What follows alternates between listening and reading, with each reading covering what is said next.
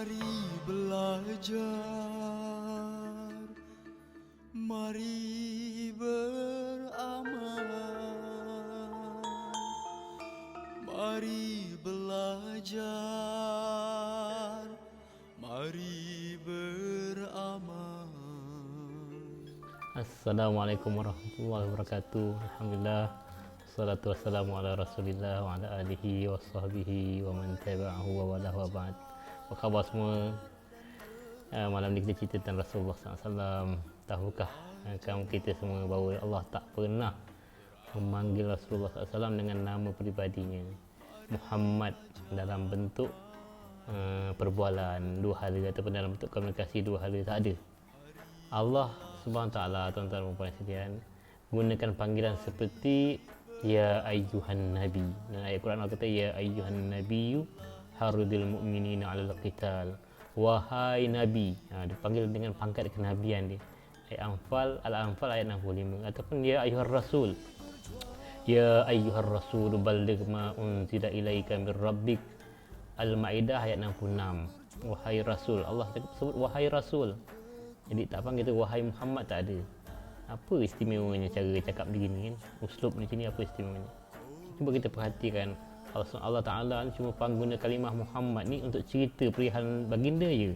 Gunakan nama Muhammad. Tapi untuk panggil tak ada.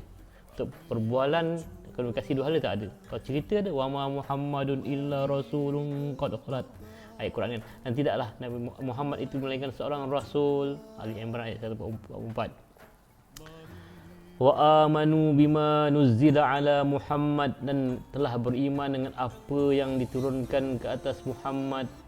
Dia ada yang menceritakan, memang sebut nama Muhammad. Surah Muhammad ayat 2. Ada ayat yang lain mengatakan makana Muhammadun aba ahadim mir rijalikum, bukanlah Muhammad itu bapa bagi salah seorang dari lelaki di kalangan kalian. Ayat Al-Ahzab ayat 40. Yang menceritakan memang ada Muhammadur Rasulullah, Muhammad itu pesuruh Allah, Muhammad itu Rasulullah. Ayat Al-Fatah ayat 29.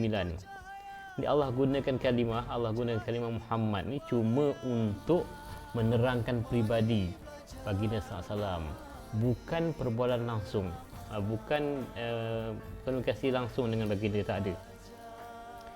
Cuba kita bandingkan dengan rasul-rasul yang lain, perbualan atau komunikasi Allah Ta'ala dengan para rasul yang lain, di mana Allah SWT memanggil mereka dengan nama peribadi mereka.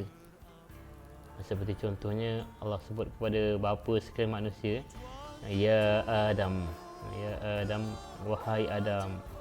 Surah Baqarah ayat 35. Begitu juga dengan Khalilullah Nabi Ibrahim alaihissalam, ya Ibrahim, wahai Ibrahim, direct kan?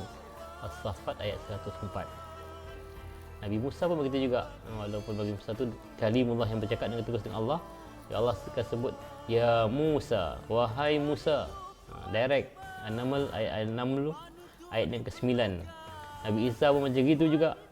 Ni Allah kata kepada Nabi Isa, ya Isa bin Maryam, wahai Isa anak lelaki Maryam.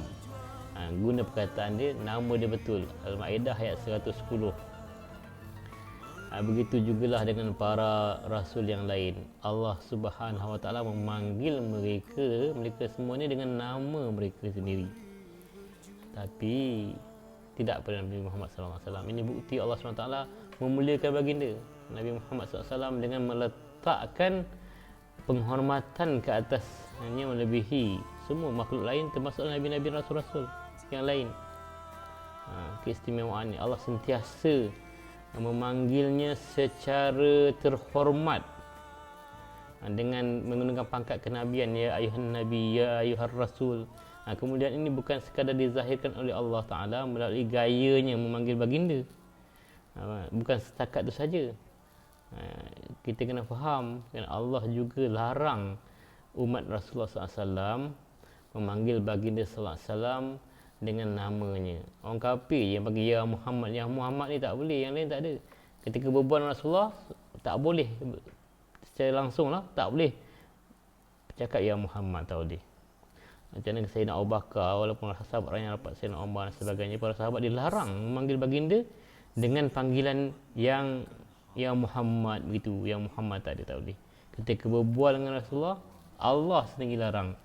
Itu penghormatan yang Allah iktiraf kepada Rasulullah SAW, diminta umatnya buat itu.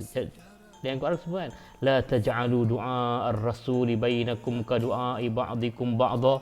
Jangan kalian jadikan panggilan terhadap Rasul dalam kalangan kalian seperti seruan atau panggilan kalian sesama kalian. Allah larang. An-Nur ayat 63. Ada adab dengan Rasulullah tak boleh. Ketika berbual dengan Rasulullah SAW, dilarang memanggil baginda sallallahu alaihi wasallam dengan namanya. Ada larangan. Jadi inilah perintah ni tak diturunkanlah kepada umat-umat sebelum Rasulullah. Cuba kita tengok pengikut Nabi Isa AS yang disebut golongan Hawariyun tu kan. Kalau dalam Quran sebut dia memanggil Nabi Isa tu, wa idh qala al-hawariyuna ya Isa bin Maryam. Ketika tu golongan Hawariyun tu berkata, wahai Isa bin Maryam, terus dia nama dia. Kan? Umat sebelum Rasulullah begitu. Jadi pengikut Rasulullah tak dibenarkan. Dengan Nabi Musa di kalangan Bani Israel juga memanggil Nabi Musa tu dengan Nabi Musa AS tu dengan namanya, seperti yang dikisahkan dalam Al-Quran. Mereka berkata, qalu ya Musa. Mereka telah berkata, wahai Musa. Dia tak sebut seperti yang wahai Rasulullah, tak. Dia berkata, ya Musa je. Ini bukti bahawa perintah yang tadi ni khas bagi umat Rasulullah SAW. Dan bukannya untuk para Rasul selainnya. Tak ada. Kalau ada tentu dalam Al-Quran ada tersebut. Begitu kan. Jadi kalau akhir zaman ni ada orang yang kita panggil wahai Rasul, ya Rasulullah, tersebut tiba-tiba dia tak suka, dia macam Rasulullah macam orang biasa je dia buat kan. Ini pelik lah ni kan, dia tak faham apa yang yang Allah dah didik dalam Quran tu, dia tak faham. Waktu Quran ni tuan-tuan dan puan sekalian, dia memang petunjuk kepada orang bertakwa je. Hudal lil muttaqin, petunjuk bagi orang yang bertakwa, orang yang takut Tuhan, orang yang ada rasa-rasa dengan Tuhan. Baru dah Quran tu jadi petunjuk. Kalau tidak dia baca je saja tapi tak ada takut di hati dia, maka dia tak dapatlah petunjuk. Dia bacalah Quran. Dan Quran banyak benda-benda yang kita boleh faham kan dengan cara begitu yang kita sebutkan tadi ni, bahawa nak Rasulullah tu Allah sendiri memuliakan baginda dengan panggilan pangkat kenabian. Dia tak salah lah sama kita ni. Kalau kita nak memuliakan orang, mengambil iktibar Al-Quran tu, memanggil seorang tu dengan pangkat dia, dengan dia punya kedudukan dia dahulu, ataupun dengan gelaran yang ada pada dia dahulu, baru nama dia kan, supaya nampak kemuliaan tu, kemuliaan seorang itu. Encik, apa khabar encik? Apa khabar tuan? Apa khabar puan? Silakan duduk tuan. Jadi kita memuliakan seorang itu, itulah yang Allah suka, itu yang Rasul suka. Lebih-lebih lagi lah Rasulullah. Di bulan kelahiran Rasulullah SAW ni kita terkenang-kenang kalau Rasulullah, kehidupan baginda macam mana. Rupa-rupanya Tuhan pun sangatlah memuliakan baginda, memuji baginda. Panggil pun Tuhan ajar kita, jangan sesuka hati nak panggil seperti kita panggil kawan-kawan kita, tak boleh. Begitulah kita sepatutnya dengan para pimpinan, pemimpin ataupun orang yang berada di tengah masyarakat. Kita ambillah didikan Al-Quran, tarbiyah Al-Quran, yang begitulah yang dilakukan ataupun yang dibuat oleh Allah SWT. Jadi kat akhir zaman ni macam kita sebut, ada orang yang tak suka kita panggil Rasulullah tu dengan kemuliaan, tak suka. Kita kepada Sayyidina pun dia marah. Berlaku kalau negara saya belajar kan, negara Timur Tengah ni, letak Sayyidina pun tak boleh. Sayyidak Allah kata dia. Kau punya tuan Allah, bukan Rasulullah. Begitulah keadaannya. Kalau kita lihat secara lahirnya pun, kita nak kena muliakan orang. Apa salahnya nak muliakan orang? Lagi-lagilah orang tu berjasa pada kita. Rasulullah tu berjuang, berjihad, berkorban, sampai luka-luka berdarah kan, sampai diperlakukan macam-macam lah untuk sampainya Islam tu pada kita, sampai Islam tu pada sahabat-sahabat menyebarkan seluruh dunia. Dan kita alhamdulillah dapat mengenal Rasulullah, mengenal Tuhan, dan dapat melaksanakan syariat ni, yang dapat berakhlak dengan akhlak mulia. Kalau tidak kita hiduplah seperti orang lain yang tak tahu agama ni lah kan, macam mana mereka hidup. Tapi kita dapat semua perkara dalam kehidupan ni ada dalam Islam. Dari sekecil-kecil perkara masuk tandas pun ada dalam Islam, sampai seluruhnya lah. Persoalan dunia akhirat ada dididik dalam Islam. Untungnya kita sebagai seorang Islam berkat junjungan Rasul dan para sahabat.